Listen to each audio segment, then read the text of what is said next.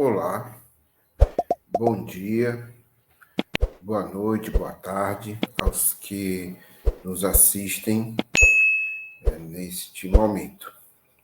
Eu vou fazer uma breve reflexão sobre uma temática que penso ser interessante. Eu vou utilizar a ideologia alemã de Marx e Engels. Vou utilizar a edição da editora Boitempo. Essa edição é muito interessante porque ela faz uma edição cronológica dos textos, né? Ou seja, quando eles foram lançados, quando eles foram escritos, né? A ideologia alemã só foi lançada na década de 20, 30, né? Por exemplo, Lenin não conheceu, Rosa Luxemburgo também não conheceu, por exemplo, tá? E eu acho muito importante. O tema é: só é possível conquistar a libertação real no mundo real e pelo emprego dos meios reais. Então, nós vamos discutir a libertação real com meios reais. Nós sabemos que o marxismo tem como fundamento o materialismo, que diz que o mundo deve ser explicado pelo próprio mundo. Mas mais do que isso, que o mundo só pode ser modificado por uma atividade profana, uma atividade mundana. Né? O mundo não pode ser modificado por forças extramundo, ou por forças transcendentais, por forças sobrenaturais, né? Ou por força de ideias apenas pela vontade dos sujeitos que querem mudar o mundo. Então é nesse sentido que nós vamos ler algumas partes aqui de um texto do Marx e Engels, né? Do fim de novembro de 1845 a meados de abril de 1846, né? Que ele provavelmente foi escrito. E vou ler algumas passagens, né? A primeira passagem eu já li, mas vou repetir. Só é possível conquistar a libertação real, no mundo real e pelo emprego de meios reais. Aí mais adiante continua. Em geral, não é possível libertar os homens enquanto estes forem incapazes de obter alimentação e bebida, habitação e vestimenta, em qualidade e quantidade adequadas. A libertação é um ato histórico e não um ato de pensamento. É ocasionada por condições históricas, pelas condições da indústria, do comércio, da agricultura, do intercâmbio. Mais adiante, na outra página, eles escrevem o seguinte: para o materialista prático, isto é, para o comunista, trata-se de revolucionar o mundo, de enfrentar e de transformar praticamente o estado de coisas por ele encontrado. Certo? Então, primeiramente, né, a que se dirige isso? Né? Há uma crítica às correntes, né, utópicas, né, mudar o mundo, mudando como as pessoas, mudando a forma de pensar das pessoas, fazendo apelo às autoridades, né? Ou então com projetos mirabolantes, né? Sem ter as devidas condições reais, a devida correlação de força, a devida organização dos trabalhadores e das trabalhadoras assalariados, né? E ou então fazer uma mudança sem levar em consideração o próprio estado de desenvolvimento da sociedade. Por que é que eu faço essa discussão? Porque essa discussão é muito importante para a nossa análise de conjuntura, para compreender o mundo no qual nós vivemos e que queremos transformá-lo. Então, por exemplo, nós estamos no Brasil, né? Então, qual é a situação do Brasil? O que é o Brasil? O Brasil é um país capitalista, óbvio, né? Mas um país capitalista de desenvolvimento retardatário, um país capitalista que se localiza na periferia do mundo, da ordem mundial imperialista, que é dominado por um grupo pequeno de países, como os Estados Unidos, como os países da Europa, né, com destaque a Alemanha, França, Inglaterra, Itália, com países como o Japão, né? Claro que tem alguns, e tem outros países imperialistas como o Canadá, outros países imperialistas menores como Dinamarca, Suécia, mas o Brasil se coloca, né, na divisão internacional do trabalho do ponto de vista bem subordinado, né? Então, de certa forma, se nós levarmos em consideração a caracterização de Lenin, o Brasil se coloca como um país oprimido, um país subalterno, né? Um país dependente.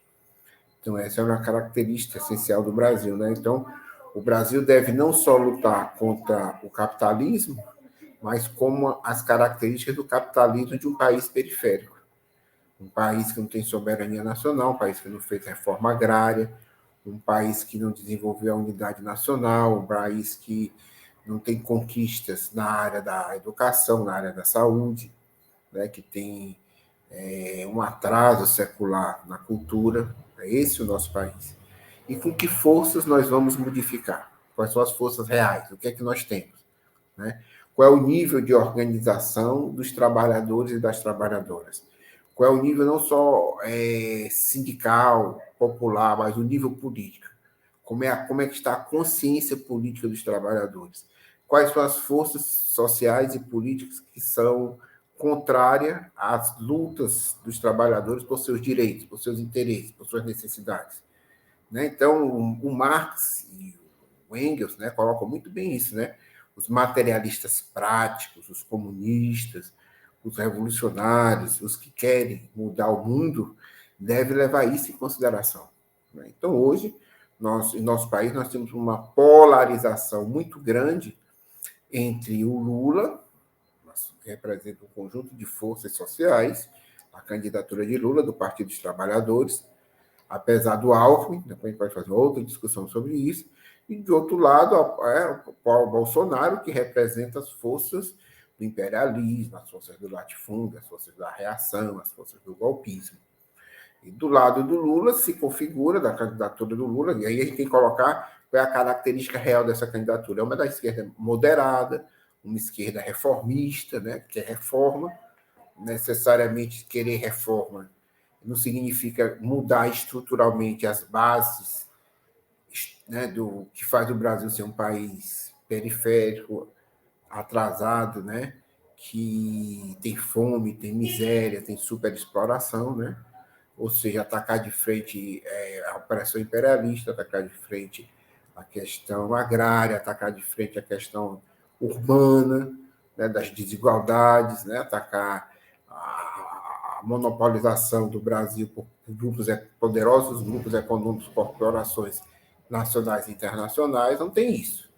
Mas, ao mesmo tempo, as parcas e minguadas reformas feitas pelo governo Lula e pelo governo, os governos Lula e Dilma, do ciclo do PT, não são o que a burguesia nacional quer, nem o que a burguesia imperialista quer. Então, ocorre esse impasse, certo?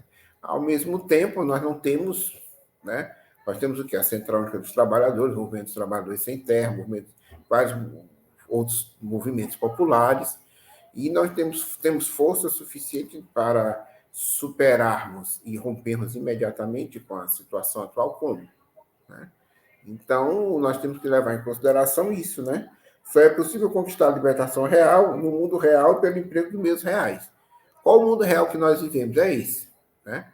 O mundo dominado pelo imperialismo, né? Que ensanguenta lá a Ucrânia, né? Utiliza a Ucrânia como bucha de canhão para tentar destruir, né? Esmagar a Rússia, que é uma potência regional. É um mundo, é um imperialismo que faz uma ofensiva na Ásia, na África, na América Latina, que faz uma ofensiva aqui no Brasil, né? E que nós temos o nível de consciência de boa parte dos trabalhadores e trabalhadoras brasileiras que querem mudar de vida, né, se colocam ao lado da candidatura reformista de Lula, uma candidatura de frente ampla, né, com o setor da burguesia marginal representado pelo Alckmin, e é isso que nós temos, né? Então, de fato, nós não temos de um lado o Bolsonaro e do outro lado uma ampla candidatura balizada no movimento social crescente no campo e na cidade, né? Com os interesses programáticos expressos, né? Uma luta por uma reforma agrária radical, uma luta por uma reforma urbana radical, né? Com mobilizações, né? Que coloquem no canto da parede as forças reacionárias. O que nós temos é isso, né? Essa situação de uma candidatura reformista, de frente ampla, né, até para ser mais, vamos dizer assim, científico, de frente popular, né, quando organizações operárias se aliam com a burguesia.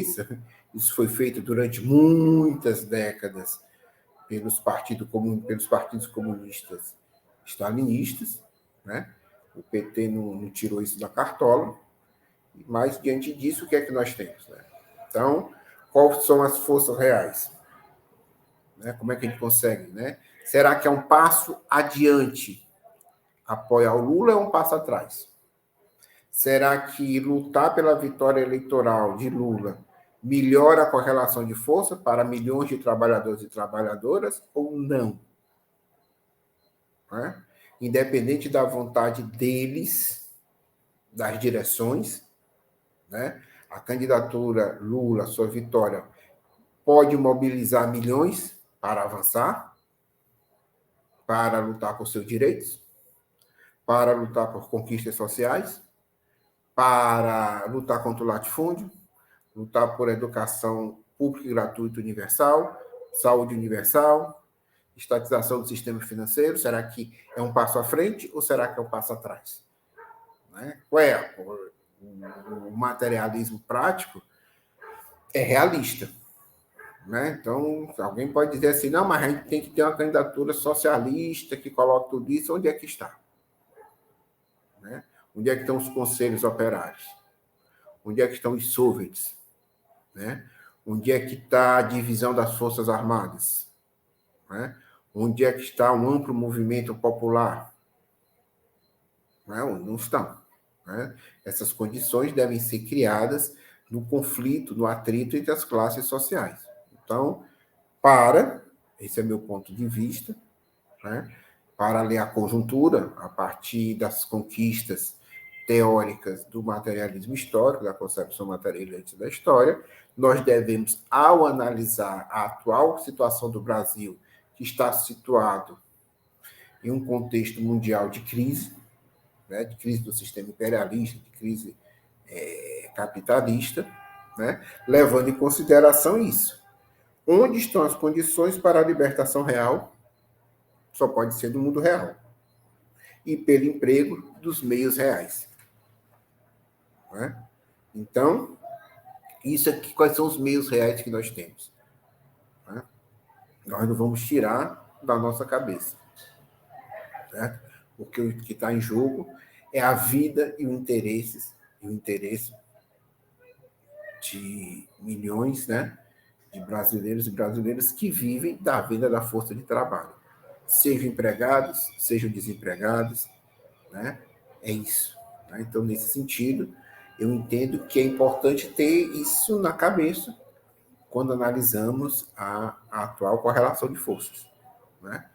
Então, você não pode apagar 13 anos de história, 13 anos mesmo de ilusões, mesmo de reformismo, mas que hoje, né, até os setores da direita, até o Bolsonaro dizem que colocou isso, de que a vida era melhor nos tempos de Lula. E é essa esperança que nutre, né, a vida dos trabalhadores e das trabalhadoras.